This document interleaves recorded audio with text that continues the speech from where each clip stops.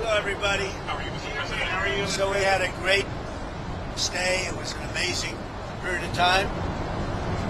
Made a lot of great trade deals, including over 200 planes for Boeing, with a promise of 750 planes, which will be by far the largest order ever if they do a good job with the 200, which I'm sure they will. And that's General Electric also, the engines. So they're buying General Electric. So it's approximately 450 engines, 200 planes, and a promise of up to 750 if they do a good job. We had an amazing time. It was a very historic. Oh, look who we have. Hello, David. It was a very historic couple of days, I think. Really amazing. Sir, I know there'll be a lot of questions around the China trip, but just first on Iran, have you rejected the latest proposal from Iran, or where does that stand? Well, I looked at it, and if I don't like the first sentence, I just throw it away. What was the first sentence? An unacceptable sentence, because they're fully agreed, no nuclear, and if they have any nuclear of any form, I don't read the rest of So it. 20 years is not enough for you, it's got to be a permanent... No, 20 years is enough, but the level of guarantee from them was not enough. In other words, it's got to be a real 20 years, not a big one. Means you've got to get all the fuel out and no more production. We have to get everything, but we're not even talking about, I call it the nuclear dust.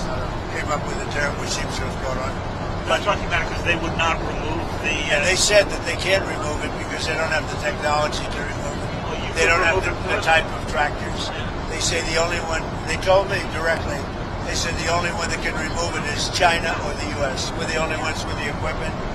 They said, you were right, it is a complete obliteration. With that being said, I want to get it. And they agreed to it, but then they took it back, but they'll agree to it eventually. We control the strait.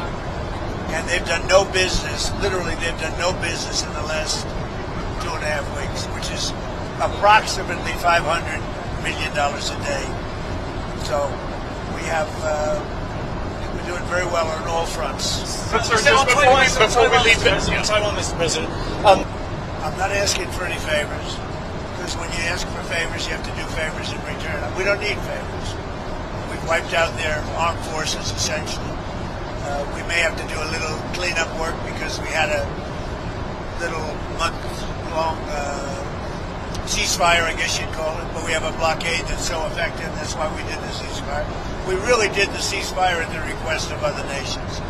I wouldn't have really been in favor of it, but we did it as a favor to Pakistan, who are terrific people, the Field Marshal and the Prime Minister. It's the hottest country anywhere in the world, and it is. Yeah. On a different subject, on Cuba, there's reporting that Raul Castro could be indicted by the DOJ, I believe. What does that mean? Well, I don't want to comment on that. I'll let DOJ comment on it. But they need help, as you know. And you talk about a declining country. They are really a nation or a country in decline. So we're going to see. We have a lot to talk about on Cuba, but not maybe for today. Mr. President, you said in January to us that you were going to bring up the expansion of their nuclear program. Obviously, they've got 600 weapons now, by the Pentagon's estimate, going to 1,500. Did that come up? Did you succeed in getting them into any form of arms control? Or remember we discussed New You're Start? talking about China. China. We brought it up. The denuclearization. I talk about it all the time with Russia and with China. And it did come up. We did discuss it. And what did you conclude? I don't know. I got a very positive response since the beginning. You know, we're going to be together 4 times, potentially, this year. We have the G20, which he wants to come to, which I'd like him to come to. It's going to be in Miami. It's going to be in Doral. And it's going to be, I think, very good. Much more important if he's there. And so you have the G20. We have one that he has, as you know, in November. Right. In China. He's asked me to be there. I'm going to try to be there. And then we have another one on September, I guess, 26th or 24th, where he's coming into the White House. I'm trying to understand what it is he committed to, if he committed anything. Well, I don't want to say anybody committed, but we have a very good understanding. So are you know, the concept of denuclearization. Denuclearization or just an extension Well, no, of a denuclearization. In other words, building down. And you bring Russia into it also.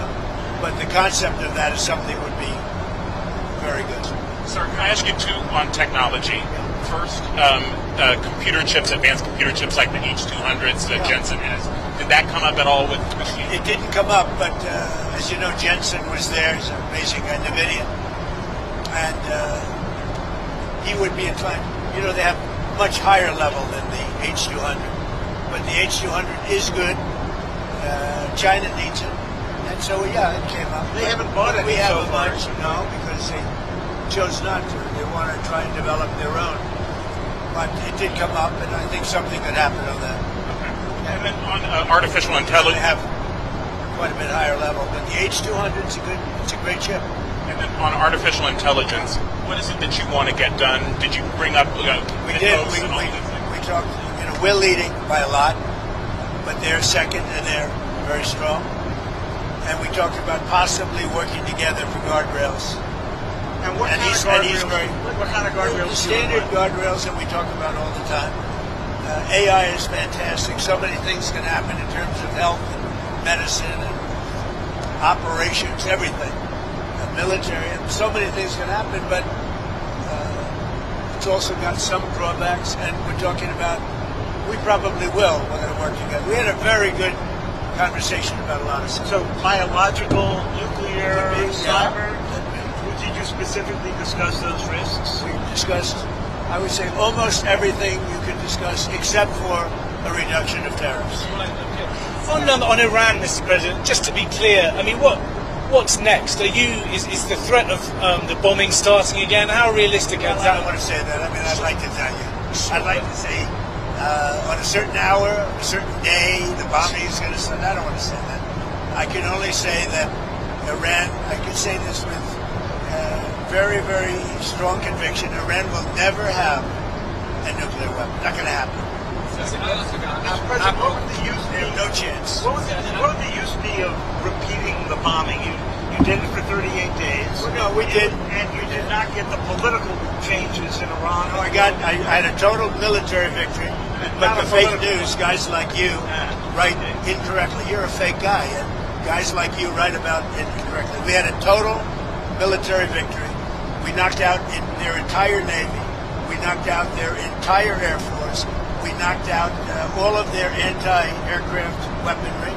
We knocked out all of their radar. We knocked out all of their leaders, number one, and then we knocked out all of their leaders in the 2nd Division, and we knocked out numerous of their leaders in the 3rd Division, and they're very confused. We've had a total victory, except by people like you that don't write the truth. You know, you should write. I actually think it's sort of treasonous what you write, but you and the New York Times and CNN, I would say, are the worst. So on another And war. you should know better, Dave. You know, you're a On a professor. subject- You know better. Your editors tell you what to write, and you write, and you should be ashamed of The yourself. subject of another war. Is there any I actually think it's treason. When you write like they're doing well militarily and they have no Navy, no Air Force, no anti-anything. By the way, we knocked out 85% of their manufacturing for the missiles. We knocked out everything.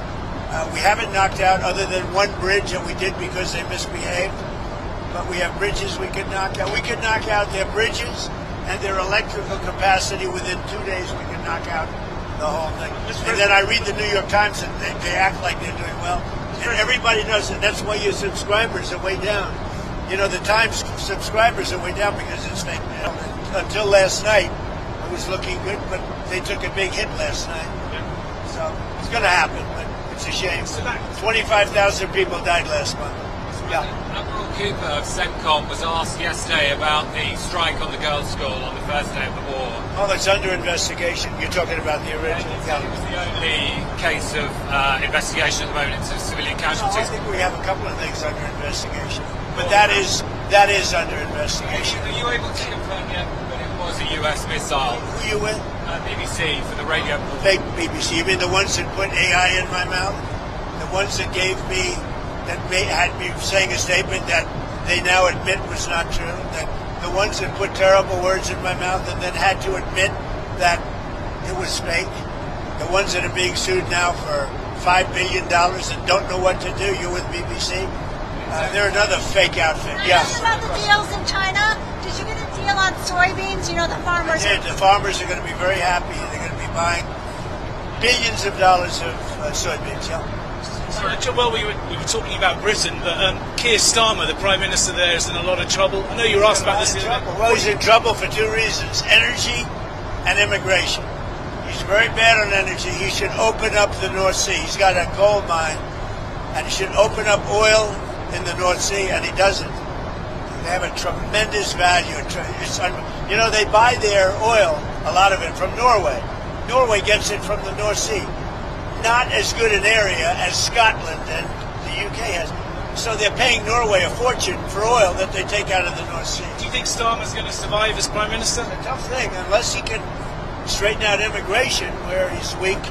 And if he doesn't start drilling and stop with the windmills all over the place that are causing havoc. They're causing havoc. Most expensive form of energy. They kill the birds. They're unsightly. They're ruining the landscape. If he doesn't stop with the windmills, he's got to do energy. He's got to open up the North Sea.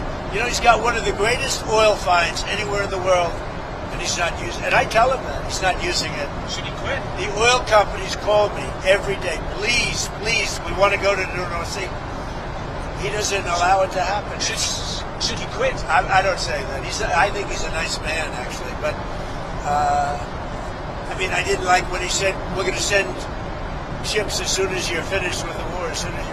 Well, we're sort of finished militarily, pretty much. But David, we finished probably 70-75%. We didn't finish every one of the things. We'll go back and finish them off. And by the way, and more than that. You saw the reporting on the missile capability, missile launchers that have remained. Does that seem accurate to you? No, it's New York Times fake news. The missile launches are probably 80% gone. The New York Times said it's like we were hitting them like pinatas. The missile launches are largely gone. The manufacturing of missiles is about 80%, 80 to 85% gone. And we know where the rest of it. So if we go in, we'll take that out very early. The intelligence reports seem to indicate, though, that there are no intelligence reports. Not they weren't intelligence reports. They were New York Times fake news. Sir, would you consider lifting the sanctions on Chinese oil companies that buy Iranian oil? Well, we talked about that, and I'm going to make a decision over the next few days. We did talk about that. It's just something that rarely happens. Were you there? I don't know. It was beautiful. It's amazing. People have never seen it before. It's amazing, actually. What they do, we do too. It's like the spying. They're talking about, the spying. I said, well, the spying. We do it too. The infrastructure. Look, no, I'm talking about spying. The question was asked to me yesterday, I guess.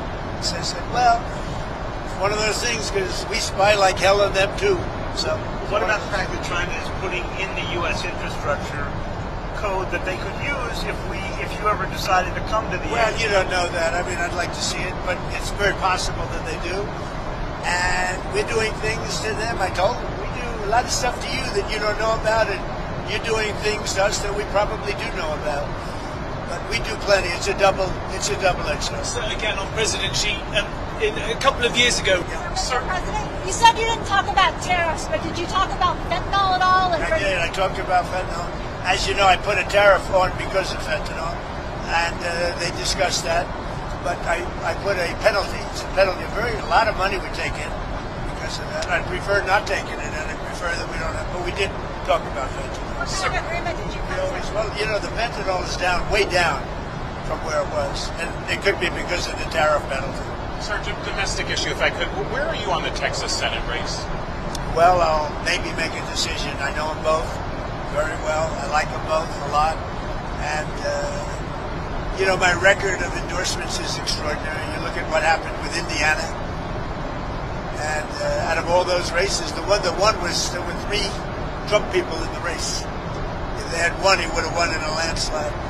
But I took out all of these candidates, long-time candidates with big leads against people that never ran before, and the people that never ran before won virtually all the races.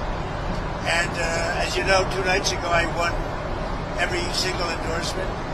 A week ago before that I won every single endorsement. There's never been a record of endorsements like this, which is a great honor as far as I'm concerned. But you might no, not MAGA endorse. is a movement the likes of which our country has never seen before. But you might not endorse, sir, in Texas. say that. I mean, I'm looking at it very strong. I like them both. I mean, I'll tell you what I do think. I think the Democrats have a weird candidate. 6 genders, a real hit on Jesus.